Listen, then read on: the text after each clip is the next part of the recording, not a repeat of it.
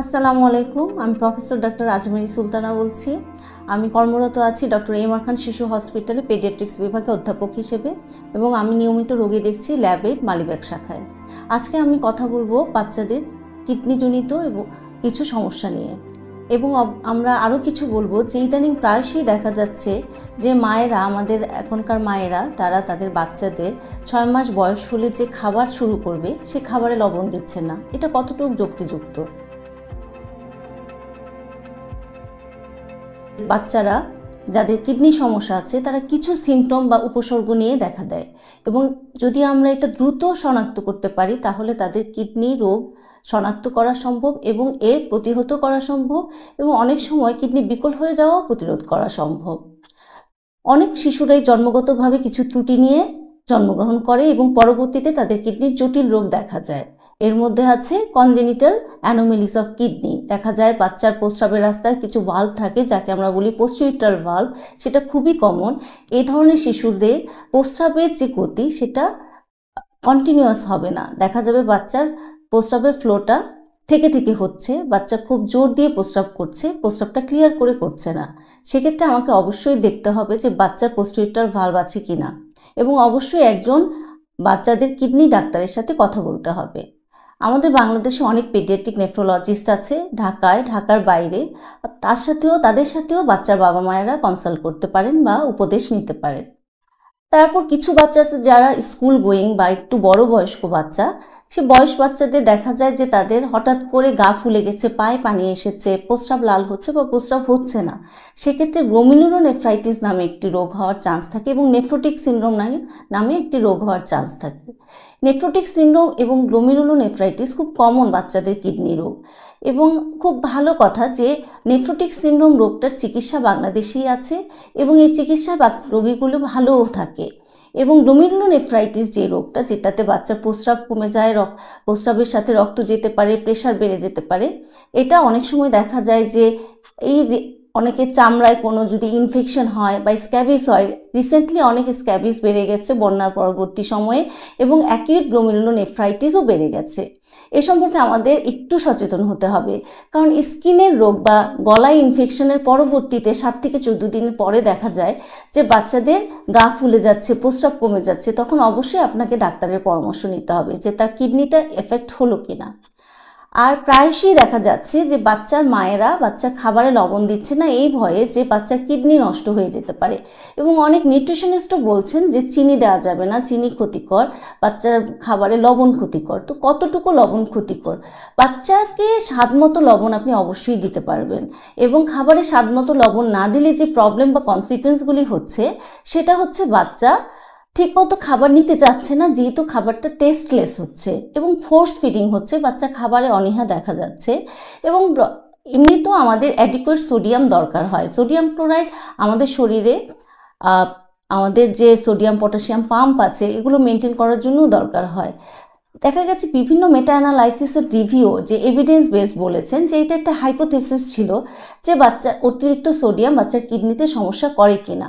সেই হাইপোথেসিসের এগেনস্টে রিসার্চ হয়েছে, মেটা অ্যানালাইসিস হয়েছে, তারপরে যে রিভিউ এসেছে এবং যে কনক্লুশন এসেছে সেটা হচ্ছে বাচ্চাকে স্বাদমতো এবং অল্প যেটা স্বাদমতো সেটা লবণ দেওয়া যাবে। এক্সেস লবণ বা এক্সেস খাবারের সাথে লবণ দেওয়ার কোনো যৌক্তিকতা নেই, কিন্তু রান্না করার সময় যতটুকু বাচ্চার খাবারে লবণ দরকার সেটা দেওয়া যাবে। বাচ্চাদের আরেকটি কমন কিডনির রোগ সেটা হচ্ছে প্রস্রাবের ইনফেকশন। প্রায়শই দেখা যায় বাচ্চার বাবা মা বাচ্চাকে নিয়ে আসছেন, তাদের খাওয়ায় অরুচি হচ্ছে, বাচ্চা বাড়ছে না এবং সেক্ষেত্রে প্রস্রাবের টেস্ট করে দেখা যায় বা কালচার করে দেখা যায় বাচ্চার প্রস্রাবে ইনফেকশন হয়েছে। এখন এই ইনফেকশন কেন হচ্ছে বা বারবার হচ্ছে কেন, এগুলো একটু খতিয়ে দেখতে হবে। বাচ্চার যে ডেইলি রুটিন সেগুলো দেখতে হবে যে তার কনস্টিপেশন বা হার্ড স্টুল হচ্ছে কিনা, বাচ্চার পায়খানায় কোনো সমস্যা হচ্ছে কিনা, কষা পায়খানা হচ্ছে কিনা, বাচ্চা পানি কম খাচ্ছে কিনা, বাচ্চা স্কুলে যে যাচ্ছে সেই স্কুলে ঠিকমতো টয়লেট ইউজ করছে কিনা এবং অবশ্যই দেখতে হবে যে বাচ্চা যাদের রিকারেন্ট বা বারবার প্রস্রাবে ইনফেকশন হচ্ছে এবং কালচার পজিটিভ প্রস্রাবে ইনফেকশন হচ্ছে সেক্ষেত্রে অবশ্যই একটা আলট্রাসোনোগ্রাফি করে দেখতে হবে তার কিডনি এবং যে ইউরিনারি ট্র্যাক্ট এগুলো ঠিক আছে কিনা। প্রায়শই দেখা যায় বাচ্চাদের কমন রোগের মধ্যে ইউরিনারি ট্র্যাক্ট ইনফেকশন, এটা একটি খুব গুরুত্বপূর্ণ রোগ। বারবার যদি ইউরিনারি ট্র্যাক্ট ইনফেকশন হয় বা পরবর্তীতে গিয়ে যদি কিডনিতে ধরে, যেটাকে আমরা পাইলোনেফ্রাইটিস বলি, তাহলে বাচ্চাদের কিডনি ড্যামেজ হওয়ার চান্স থাকে। এজন্য ইউরিনারি ট্র্যাক্ট ইনফেকশনকে হালকাভাবে নেওয়া যাবে না। আমরা আরেকটি জিনিস প্রায় প্রত্যক্ষ করি যে বাচ্চার হঠাৎ করে ডায়রিয়া হয়েছে এবং তার সোডিয়ামের পরিমাণ বেড়ে যাচ্ছে। এক্ষেত্রে যেটা হচ্ছে যে প্রায়শই মায়েরা যেটা করেন যে স্যালাইনের যে নির্দিষ্ট পরিমাণ পানি দিয়ে গুলাতে হবে সেটা অনেক সময় মেজার না করেই, পরিমাপ না করেই স্যালাইনটা গুলিয়ে ফেলেন। সেক্ষেত্রে বাচ্চার কিডনিতে সমস্যা হওয়ার চান্স বেড়ে যায়। ওরস্যালাইন একটা ওষুধ, এটা শুধুমাত্র ঘাম হচ্ছে, গরম পড়ছে দেখে বাচ্চাকে স্যালাইন খাওয়াতে হবে এই ধারণা থেকে বের হয়ে আসতে হবে।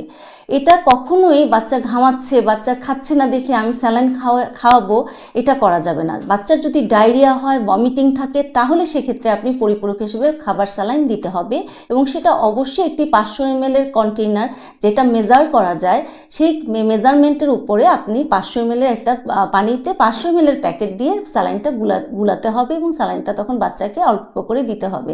কখনোই একটু স্যালাইন একটু পানি নিয়ে স্যালাইন গোলানো যাবে না। আর যেটা দেখতে হবে যে স্যালাইন খাওয়ানোর পরে এই বাচ্চাগুলি যখন এরকম আপনারা কনসেন্ট্রেটেড স্যালাইন খাওয়ানো হয়, সেক্ষেত্রে বাচ্চাগুলি প্রায়ই অ্যাকিউট কিডনি ইনজুরি বা হাইপারন্যাট্রিমিক ডিহাইড্রেশন নিয়ে আসে, যা ডায়রিয়াতে প্রায়শই দেখা যায়। তো আমাদের এই সচেতনতা বৃদ্ধি করতে হবে এটা প্রতিরোধ করতে হলে, না হয় প্রায়ই দেখা যাবে বাচ্চাগুলো কিডনি নিয়ে সমস্যা হয়ে আমাদের কাছে আসছেন। গরমের মধ্যে যেটা হচ্ছে যে চিকেন পক্সের প্রাদুর্ভাব বেড়ে যাচ্ছে। বাচ্চাদের দেখা যায় প্রথম দিন জ্বর আসে, তারপর ফুসকুড়ির মতো পানি দিয়ে গোটাগুলো উঠে এবং এটা ট্রাঙ্কে বা পিঠে প্রথমে দেখা যায় এবং তারপরে সারা গায়ে ছড়িয়ে পড়ে। চিকেন পক্স ইউজুয়ালি এমনিতেই ভালো হয়ে যায়, বাট কিন্তু দেখা যায় যে অ্যান্টিভাইরাল কিছু ড্রাগ আছে, ওটা দিলে একটু তাড়াতাড়ি ভালো হয়। অনেক সময় অ্যান্টিবায়োটিক এখানে কোনো দরকার নেই, কারণ এটা একটা ভাইরাস দিয়ে ইনফেকশন, কিন্তু অনেক সময় সেকেন্ডারি ব্যাকটেরিয়াল ইনফেকশন হলে অ্যান্টিবায়োটিক দেওয়ার ইন্ডিকেশন আছে। আদারওয়াইজ এটা শুধুমাত্র আপনার নিয়মিত ঠিকমতো প্ল্যান্টি অফ ফ্লুইড বা পানি জাতীয় খাবার বেশি করে বাচ্চাকে খাওয়াতে হবে। জ্বরের জন্য প্যারাসিটামল দিতে হবে এবং এটা নিজেই ভালো হয়ে যায়। শুধুমাত্র যদি এক্সটেন্সিভ হয় তখন আমরা অনেক সময় অ্যান্টিভাইরাল দিয়ে ট্রিটমেন্ট দিই, আর যদি কোনো ধরনের ইনফেকশন অ্যাসোসিয়েটেড থাকে তখন অ্যান্টিবায়োটিক লাগে। আদারওয়াইজ এখানে অ্যান্টিবায়োটিকের কোনো রোল নেই। আমি বলবো যে এখন বাংলাদেশে চিকেন পক্সের ভ্যাকসিন পাওয়া যাচ্ছে। বাচ্চাদের অবশ্যই 1 বছর হয়ে গেলেই আপনারা চিকেন পক্সের ভ্যাকসিনটা দিয়ে দেবেন। যাদের চিকেন পক্স হয়ে গেছে তাদের আর ভ্যাকসিন দেওয়া লাগবে না, বাট চিকেন পক্সের ভ্যাকসিনটা দিয়ে দিলে এটা লাইফ লং ইমিউনিটি, এটাতে অবশ্যই বাচ্চার চিকেন পক্স হওয়ার সম্ভাবনাটা কমে যায়। কিছু টিকা দেওয়ার পরে বাচ্চা একটু জ্বর আসতে পারে, বাচ্চা কান্না করতে পারে, বাচ্চা ইরিটেশন হতে পারে, সেক্ষেত্রে একটু প্যারাসিটামল দিয়ে দিলেই হবে। কিন্তু টিকা দিলে যে মেজর সাইড ইফেক্ট বা মেজর অ্যাডভান্স রিয়েকশন হয় সেটা অবশ্যই নোটিফাই করতে হয়। যেমন অনেক বাচ্চার ডিপিটি ইনজেকশন টিকা দেওয়ার পরে বাচ্চার খিঁচুনি হতে পারে, সেক্ষেত্রে অবশ্যই নিকটস্থ হাসপাতালে বা স্বাস্থ্য সেবা যে আছে বা ডক্টরকে জানাতে হবে যে টিকা দেওয়ার পরে কি অ্যাডভান্স রিয়েকশন হয়েছে। কিন্তু আমাদের যেটা আমরা দেখি যে টিকাগুলি গভর্নমেন্ট থেকে দেওয়া হয় তার মধ্যে সাইড ইফেক্ট আসলে মেজর সাইড ইফেক্ট আমরা দেখিই না। মাইনরের মধ্যে দেখা যায় যে লোকাল যে জায়গায় টিকাটা দেওয়া হচ্ছে সেটা ফুলে যেতে পারে, বাচ্চা একটু ব্যথা লাগতে পারে, অনেক সময় বাচ্চার জ্বর আসতে পারে। এছাড়া টিকার খুব যে মেজর কোনো প্রবলেম খুব একটা দেখা পড়ে না। এই জন্য আমি বলবো টিকাটা দিয়ে দেওয়া ভালো, এবং শুধু সরকারি টিকা না, সাইড বাই সাইড যেগুলো প্রাইভেট টিকা সেগুলো যদি সামর্থ্য অনুযায়ী কমপ্লিট করে ফেলা ভালো হবে।